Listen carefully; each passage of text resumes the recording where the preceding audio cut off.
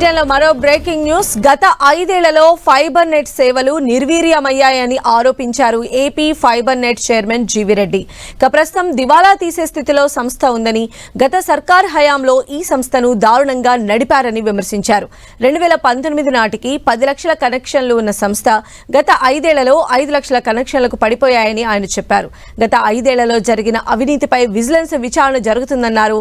AP fibre net ను తిరిగి అభివృద్ధి పదంలోకి తీసుకువెళతానని, అలా చేయని పక్షంలో సంస్థ చైర్మన్ పదవికి రాజీనామా చేస్తానని జీవిరెడ్డి చెప్పారు. ఒక రకంగా చెప్పాలంటే ఈరోజు ఈ సంస్థ in the verge of insolvency, అంటే దివాలా అంచులో ఉంది ఈరోజు ఈ సంస్థ పరిస్థితి. అంటే ఇది వెరీ అన్ఫార్చునేట్. ఈ సంస్థ చైర్మన్గా నేను ఆ మాట చెప్పడానికి కూడా బాధ ఉంది, కానీ తప్పదు. ఎందుకంటే ఈరోజున్న పరిస్థితి తెలియాలి కాబట్టి చెప్పాల్సి వస్తుంది. వాస్తవంగా చెప్పాలంటే ఈరోజు ఈ సంస్థ ఏంటంటే దివాలా అంచులో ఉంది.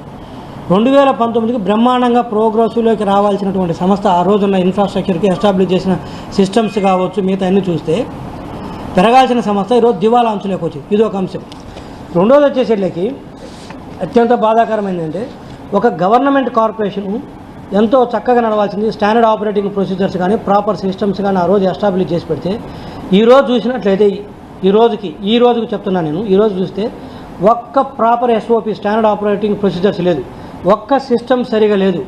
కిరాణా కొట్టు వాళ్ళన్న కూడా బ్రహ్మాండంగా నడుపుతారు. కనీసం ఒక సాయంత్రానికి ఒక లెక్క ఉంటుంది.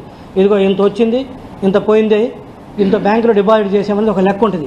కిరాణా కొట్టు కంటే కూడా దారుణంగా నడిపారు ఈ సంవత్సరం, లాస్ట్ 5 సంవత్సరాలు అత్యంత దారుణంగా నడిపారు. నాకు తెలిసినందుకు భారతదేశంలో ఏ ప్రభుత్వ రంగ సంస్థని ఇంత దారుణంగా నడిపినట్టు మనకు లేదు.